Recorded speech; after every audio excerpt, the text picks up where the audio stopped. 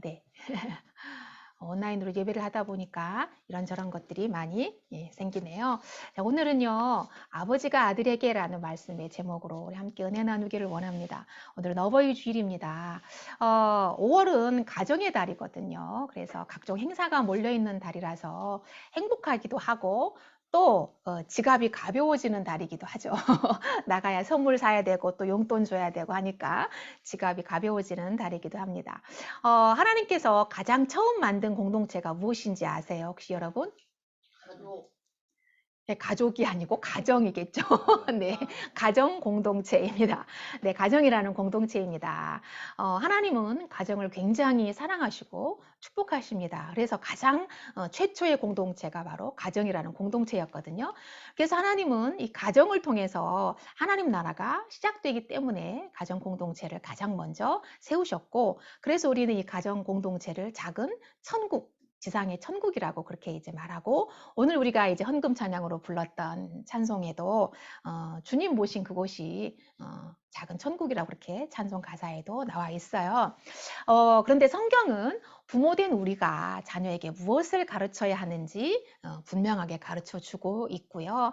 또한 자녀된 우리가 부모님께 어떻게 해야 되는지를 가르쳐 주고 있습니다. 그래서 참된 자녀 교육 방법, 그리고 참된 효도가 무엇인지를 성경이 우리에게 가르쳐 주고 있습니다. 그래서 오늘 우리가 이제 그 말씀을 좀 같이 묵상하려고 하는데요. 오늘 본문은요, 솔로몬이 자신의 아들들에게 교훈한 그런 말씀이에요.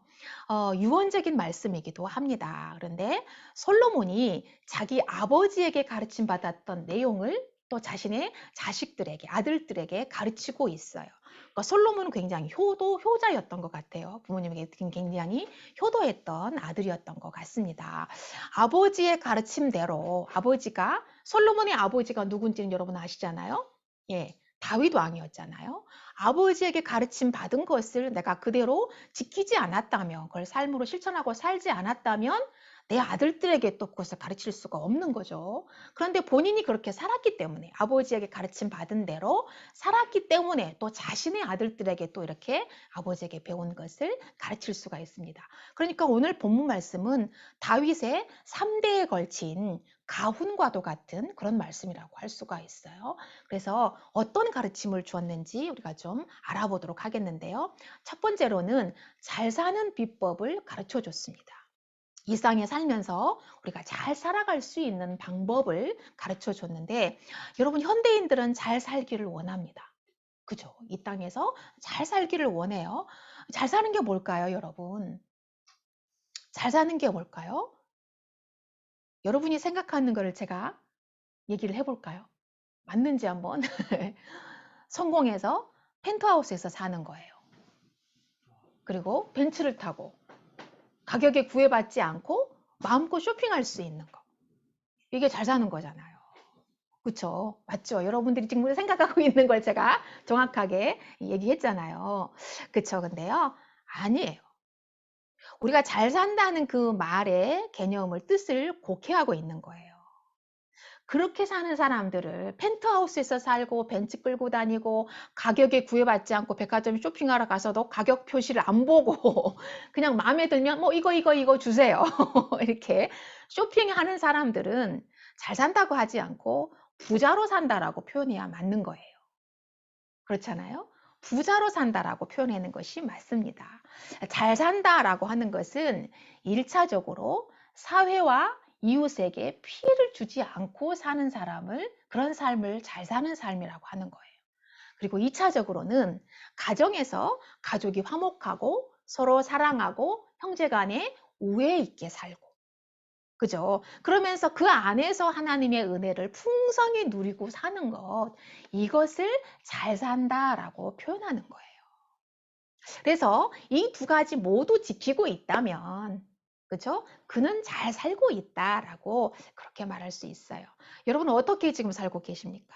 잘 살고 있습니까? 네, 아멘입니다. 잘 살고 있습니다.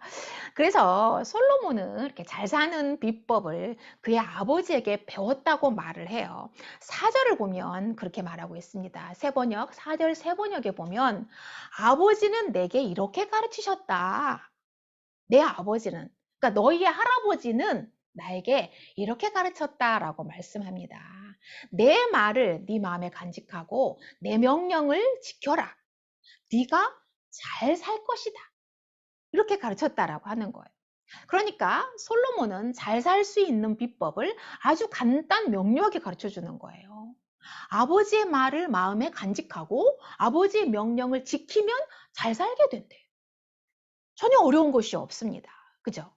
자, 그 당시에는요, 아버지는 어떤 역할이었냐면 하나님을 대신하는 위치였어요. 그러니까 하나님의 말씀을, 하나님의 뜻을 전달하는 통로 역할을 아버지가 했거든요. 유대에서는, 유대인들의 생활 패턴에서는. 그래서 아버지는요, 하나님의 대리자였어요. 여기서 아버지의 말은 하나님의 말씀을 뜻하겠죠. 내 말은 하나님의 말씀을 가리키는 거예요. 그래서 하나님의 말씀을 마음에 간직하고 그 명령을 지키면 정직하게 살고 남에게 피해 끼치지 않는 편법을 사용하는, 그리고 검은 돈을 쓸어 모으는 그런 삶을 살지 않고 있는 것에 만족하면서 행복을 누리면서 살아간다는 것입니다. 그래서 아버지는 아들에게 너 잘 살고 싶니? 너 진짜 잘 살고 싶어? 그러면 하나님 아버지의 말씀을 네 마음에 간직해. 그리고 그 명령을 지켜. 그러면 돼. 끝. 너무나 심플해요. 어려운 게 없어요. 너무 심플하잖아요. 여러분 부자로 살기를 원하십니까? 부자로 살기 원하시죠? 그러면 정직한 방법으로 돈 많이 버세요. 그래서 부자가 되세요. 가난하게 사는 거 원치 않아요. 부자로 살되, 그러나 편법을 이용하거나 검은 방법을 이용해서 부자가 되는 것이 아니라 하나님 안에서 정직한 방법으로, 옳은 방법으로 돈 많이 벌어서 부자가 되고 성공하십시오. 그리고 잘 살기 원하십니까? 잘 살기를 원하신다면 하나님의 말씀을 마음에 간직하고 그 말씀을 지키시기 바랍니다. 그러면 여러분이 부자로 살고 또 잘 사는 두 가지로 완벽하게 다 이루는 그런 멋진 삶을 살게 될 것입니다. 두 번째는 모든 것을 다 바쳐서라도 명철을 사라고 말씀하세요. 모든 것을 다 바치래요. 여러분 최근에 많은 우리나라 국민이 가상화폐 코인에 현혹되었습니다. 여러분 다 알고 계실 거예요. 600만 원을 투자하면 얼마를 준다고 그러죠? 1,800만 원을 준대요. 3배를 준다는 거 무려. 600만 원을 투자했는데 3배, 1,800만 원을 보장해 준대요. 그러니까 너도 나도 뭐 가상계좌를 개설하고 수십 개의 가상계좌를 개설한 사람도 있어요. 순식간에 회원이 4만 명이 되고 그 다음에 그것을 창업한 사람이 1조 7천억 원을 입금받았다고 하더라고요. 그런데 불법 다단계라는 이제 의혹이 제기되면서 경찰이 강제 수사에 착수했죠. 그러니까 이 코인 다단계로 말미암아 돈을 벌려고 막 그냥 굉장히 많은 돈을 투자했던 사람들이 어떻게 됐을까요? 다 끝나버린 거예요. 목표하던 그 돈을 쟁취하지 못하고 벌어들이지 못하고 그냥 끝나버린 거죠. 그러니까 코로나 팬데믹이 이제 장기화가 되면서 살기가 퍽퍽하잖아요. 먹고 살기 퍽퍽하잖아요.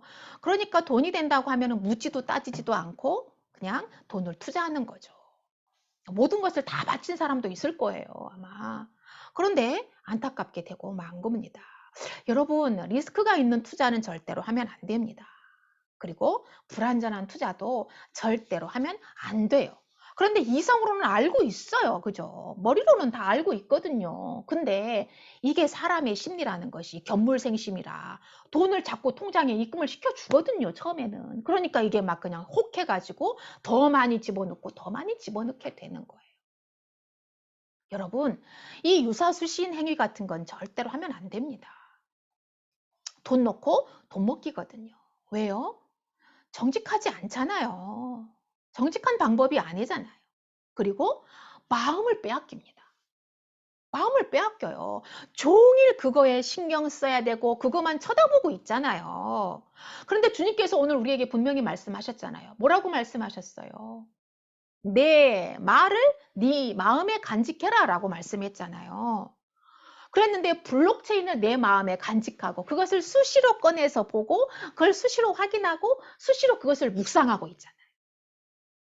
그렇잖아요. 그러니까 주님께서 23절에 분명하게 우리에게 말씀했어요. 4절 23절 보면 모든 지킬 만한 것 중에 더욱 네 마음을 지키라. 생명의 근원이 이에서 남이니라.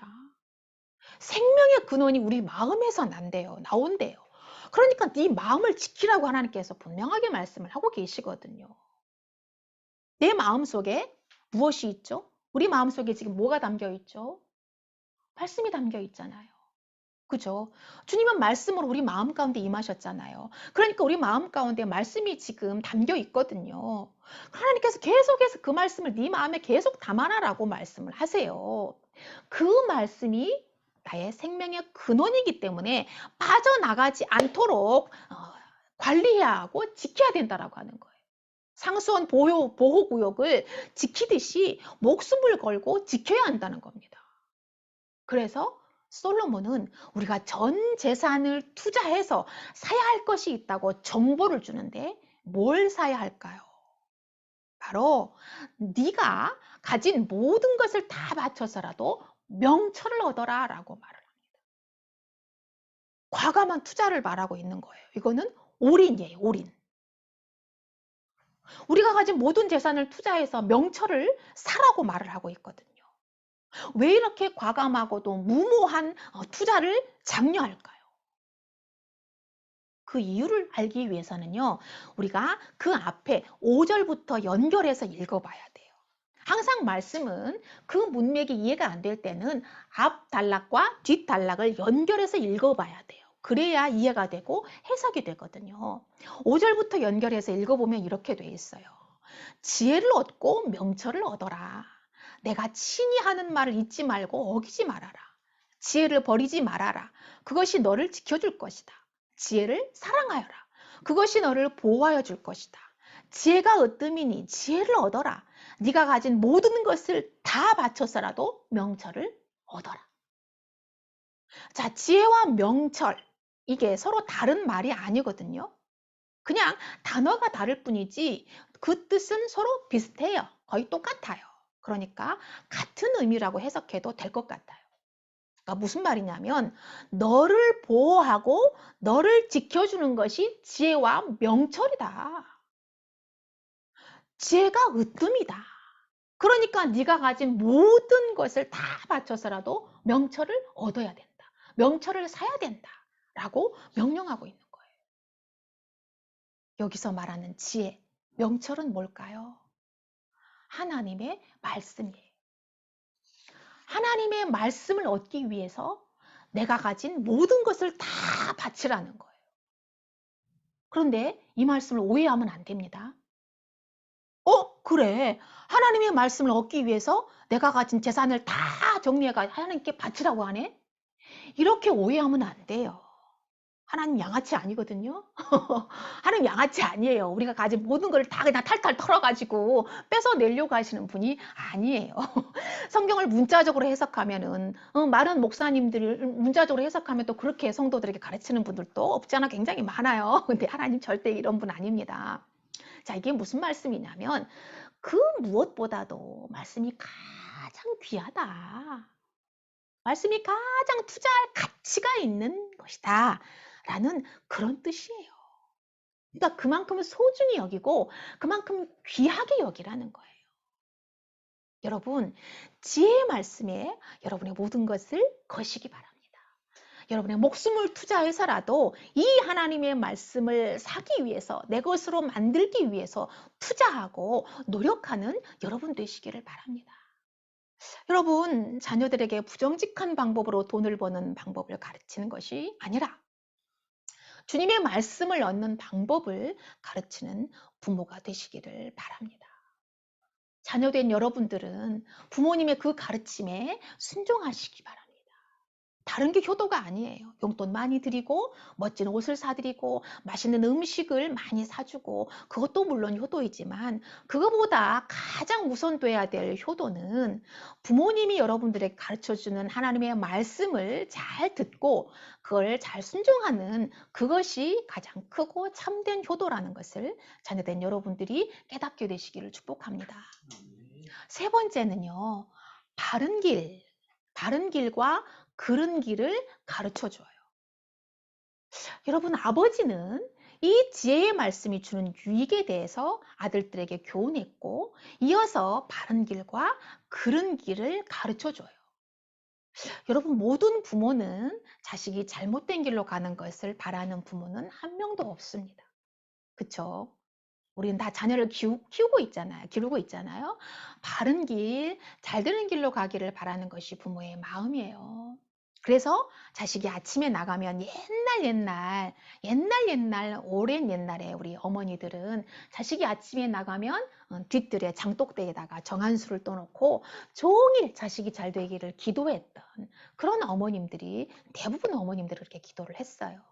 그리고 지금도 새벽마다 교회 가서 예배당에 가서 자식들을 위해서 새벽마다 기도하시는 어머니들이 너무너무 많습니다. 그 기도를 먹고 자녀들이 잘 되고 잘 살고 있는 것이거든요. 여러분, 지금도 부모님들은 자식에게 올인합니다. 어떻게 올인하죠? 자식의 교육비를 마련하기 위해서 죽도록 일을 합니다. 자식에게 좋은 것을 먹이기 위해서 인간적인 모욕감, 그리고 인간적인 치욕적인 그런 대우를 받으면서도 참고 일을 합니다. 최근에 뭐 이렇게 뉴스에 많이 나오잖아요. 아파트 경비원으로 일하시는 분들이 부당한 대우받고 폭행을 당하고 그러면서 죽임을 당하고 또 그런 모멸감과 치욕을 이기지 못해서 스스로 목숨을 끊는 분도 계시고 왜 그분들이 그렇게 부당한 대우를 받고 그런 모멸감과 치욕을 당하면서도 일을 하실까요? 결국은 자식들 때문에 그렇게 일을 하시는 거거든요. 자식들 먹여 살리기 위해서 그리고 자식들에게 용돈을 한 푼이라도 더 주기 위해서 그렇게 일을 하시고 자식을 책임져야 할 아버지이기 때문에 그 무거운 짐을 내려놓지 못하는 거예요. 그래서 아버지들은 위대합니다. 여러분, 오늘 여러분들의 아버지들에게 응원의 박수를 보내드리도록 하겠습니다. 아버지들에게 응원의 박수를 좀 보내도록 합시다. 네, 아버지들 정말 수고 많으십니다. 정말 위대하십니다. 이 땅의 모든 아버지들은 존경받아 마땅합니다. 여러분 14절부터 두 길이 있다고 솔로몬은 우리에게 가르쳐줘요. 서로 다른 두 길이 있는데 그른 길은 악독한 사람들이 그 길로 간다고 우리에게 가르치고 있습니다. 그 사람들이 어떤 일을 저지를까요? 그 사람들은 악한 일을 저지르지 않고는 잠을 이루지 못한대. 남을 넘어지게 하지 않고는 잠을 설치는 사람들이래요. 악한 방법으로 얻은 빵을 먹고 폭력으로 빼앗은 포도주를 마신대. 이게 사람이 할 짓일까요? 사람이 할 짓이 아니죠. 그죠? 놀부전에 나오는 놀부나 이런 일을 하는 사람이죠. 그런데 현대에도 이런 사람이 얼마나 많은지 몰라요. 인간의 탈을 쓰고 이렇게 정말 인간으로서 할 수 있을까 싶은 그런 일들을 하는 사람들이 굉장히 많습니다. 이 사람들은 이 사회에서 없어져야 할 무리가 아닐까 그렇게 생각을 해봐요. 서로 돕는 것처럼 보이지만 악어와 악어의 관계로 자신의 이익을 취하는 집단들이라고 할 수가 있습니다. 우리 사회 전반이 다 그렇지 않을까 싶어요. 정의와 공의는 없고 공평과 배려도 없고 불법과 부조리한 사건들이 넘치는 세상이 바로 이 현대의 세상입니다. 이런 사람들이 자녀들에게 무엇을 가르칠까요? 이렇게 그런 길을 가고 있는 부모들이 자신의 자녀들에게 무엇을 가르칠까요? 여러분, 제가 설교를 준비하면서 최근에 정 이슈가 되고 있고 전 국민적인 공분을 일으키고 공감대를 사고 있는 사건이 있어요. 여러분 잘 아시는 한강 의대생 사망 사건입니다. 의문점이 한두 가지가 아니에요. 여러분도 다 공감하시죠? 유일한 실마리를 풀어줄 수 있는 친구 A군은 불리한 것은 묵비권을 행사하고 있어요. 그리고 증거도 제출하지 않고 있어요. 버려버렸다라고 얘기하고 증거도 절대 제출하지 않고 있어요. 자신이 떳떳하다면 입을 다물 이유가 없잖아요. 절친이었고 마지막 순간까지 같이 있었던 사람이잖아요. 유일한 사람이잖아요. 그러면 최선을 다해서 이 수사에 적극적으로 도와야 되지 않을까요? 그런데 나 몰라라 하고 핀소에도 오지 않았다라고 하잖아요. 그러니까 이 의문점이 한두 가지가 아닌 거예요. 경찰도 이상한 점이 너무 많아요. 병원을 운영하고 있는 그 A군의 아버지도 이상한 점이 너무 많습니다. 그러니까 아무튼 이 사건은 의문투성이에요. 그래서 국민들이 지금 수사를 하고 있어요. 경찰들도 수사 제대로 안 하고 있고 그 증인도 제대로 협조하지 않고 있으니까 국민들이 막 그냥 모두 다 지금 압세해가지고 수사를 하고 있습니다. 여러분 말씀을 준비하면서 이 사건을 객관적으로 생각을 좀 해봤습니다. 부모에게 소중하지 않은 자식이 있을까요? 이미 죽은 자식도 소중하고 살아남은 그 자식도 너무 소중합니다. 부모에게 자식은 생명보다도 더 소중한 존재예요. 그렇다고 정직하지 못한 방법으로 자식을 살리려고 해서는 안 된다는 거예요. 자식이 죄를 지었을 때는 어떻게 해야 될까요? 그 죄를 덮으려고 함께 알리바이를 만들어내는 것이 아니라 죄를 지었다면 응당하게 그 죄값을 받고 반성하고 뉘우칠 수 있도록 가르쳐야 되지 않을까요? 저는 그렇다고 생각을 하거든요. 그게 부모의 도리라고 생각을 하거든요. 그런데 솔로몬은 이렇게 말을 합니다. 내 아버지는 이렇게 가르치셨다. 나는 아버지에게 이렇게 배웠다. 떳떳하게 솔로몬은 이렇게 말하고 있습니다. 만약에 다윗이 부정직한 방법을 솔로몬에게 가르치고 이 사회에 부조리한 방법, 부정직하지 못한 방법으로 왕권을 지킨다거나 그렇게 하는 것을 가르쳤다면, 편법을 가르쳤다면 솔로몬은 이렇게 당당하게 말하지 못할 겁니다. 하나님 앞에도 백성들 앞에도 전혀 부끄러움이 없었기 때문에 내 아버지는 나에게 이렇게 가르치셨다. 나는 아버지에게 이렇게 배웠다. 그러니 아들들아 너희도 나의 가르침을 받아라. 이렇게 당당하게 가르치고 있어요. 여러분 오늘 성경에 등장하는 아버지는 아들에게 그런 사람들의 길을 피하고 건너가지도 말라고 발길을 돌려서 지나쳐버리라고 교훈합니다. 보지도 말라는 거예요. 가까이 가지도 말라는 거예요. 여러분 이 사회에서 우리가 정직하게 양심을 지키면서 살면 가난하게 살기 딱 좋은 세상이에요. 그렇죠? 크리스찬으로서 살아간다는 것은 더더욱 어려운 구조입니다. 때를 따라서 뇌물도 받아야 되고 불법도 저질러야 되고 투기도 해야 되고 거짓말도 해야 되고 사기도 쳐야 돈을 벌 수 있거든요. 이 사회 구조 시스템 자체가. 그런데 그런 것들을 다 멀리하고 우리가 살아야 되잖아요. 크리스찬이니까. 그러니까 우리는 가난하게 살기 딱 좋은 그런 구조적인 위치에 있는 거예요, 우리가. 그래도 우리는 바른 길을 택해야 됩니다. 아버지께서 우리에게 그 길로 가르치라고 말씀하시기 때문이에요. 가장 큰 효도는 용돈 많이 드리는 것이 아니에요. 아버지의 길, 아버지의 말씀을 잘 듣고 순종하는 것입니다. 부모된 분들은 자녀들에게 바른 길을 가르치시기 바랍니다. 그리고 자녀된 분들은 부모님의 가르침을 듣고 순종하시기 바랍니다. 자, 마지막으로 그럼 아버지의 가르침을 따른 결과 어떤 결과를 얻게 될까요?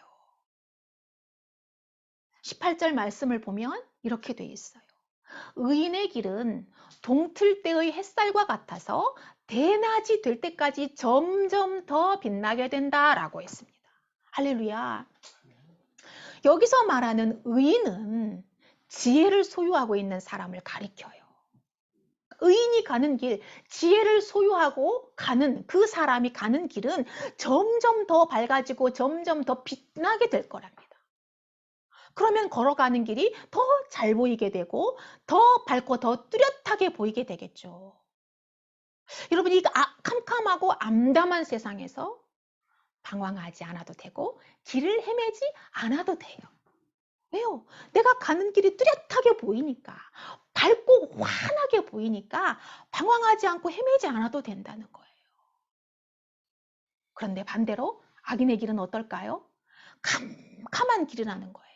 알 수 없는 거죠. 어디로 가야 될지, 어떤 길로 가야 될지 알 수 없는 캄캄한 길이라는 거예요. 근데 또 안 갈 수는 없으니까 한 걸음 한 걸음 뛰면 넘어지게 된다는 거예요. 근데 무엇에 걸려서 넘어졌는지도 모르게 된다는 거예요. 그러니 얼마만큼? 칠흑같이 어두운 밤이라는 거죠. 그의 앞길이. 그쵸? 이건 지금 캄캄함으로 이렇게 좀 이렇게 의인화시켜서 은유적으로 표현을 했을 뿐이지 그의 앞길이 보이지 않는다는 거예요. 안개처럼 희미하고 캄캄한 밤처럼 알 수 없는 그런 앞길이 될 것이라는 말씀입니다. 여러분 너무나 대도적인 길입니다. 점점 밝아지는 길과 아무것도 보이지 않는 캄캄한 길, 두 가지의 길이 있습니다. 여러분은 어떤 길로 가기 원하십니까?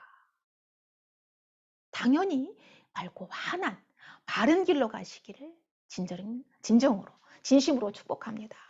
아멘. 여러분 오늘 본문의 저자의 아버지는 다윗이에요. 다윗은 책에서 배운 것을 아들에게 가르치지 않았어요. 삶에서 체득한 것. 여러분 다윗이 어떤 사람이었는지 여러분 잘 알고 계시죠? 다윗 왕은 평생토록 하나님을 따랐던 분, 하나님의 말씀에 순종했던 분, 어떤 고난이 닥치더라도 하나님을 찬양했던 분이잖아요. 그죠? 유명하신 분이잖아요. 그러니 하나님은 이 다윗이 책에서 배운 것이 아니고 그 삶에서 하나님을 체험한 것, 그 어려운 역경 가운데서 그 곤고한 삶 가운데서 체험한 하나님, 그 지혜를 아들에게 가르친 겁니다. 내가 체험하지 않으면 가르칠 수 없어요. 책으로 배운 지혜는 한계가 있거든요. 그러나 내가 삶을 통해서 배운 것은 내가 체험했기 때문에 당당하게 자신 있게 말할 수 있는 거잖아요.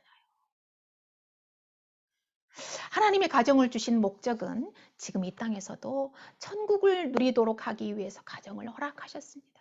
그러므로 우리 가정은 여러분과 저와 우리 모두의 가정은 지상의 천국입니다. 하나님께서 그 천국을 지금 여기에서도 맛보기 위해서 우리에게 가정을 허락하셨고 자녀들을 허락하셨습니다. 그렇다면 아버지는 아들에게 주님의 말씀을 가르치고 아들은 아버지에게 그 말씀을 배우면서 그 말씀을 지키고 살아가는 가정이 가장 아름다운 천국의 모습입니다. 여러분 그런 복되는 가정이 되시기를 진심으로 축복합니다. 부모님에게 효도하고 싶으십니까? 오늘 어버이날입니다. 어버이 주일입니다. 부모님의 가르침대로 살아가시기를 축복합니다. 주님의 말씀을 배운 대로 살아가시기를 바랍니다. 그것이 이 땅에서 가장 큰 효도입니다. 여러분 자녀들에게 사교육 학원을 보내는 것이 아니라 이 주님의 말씀을 가르치는 참된 부모님, 영적인 부모님이 되시는 저와 여러분 되시기를 간절히 축복합니다. 아멘.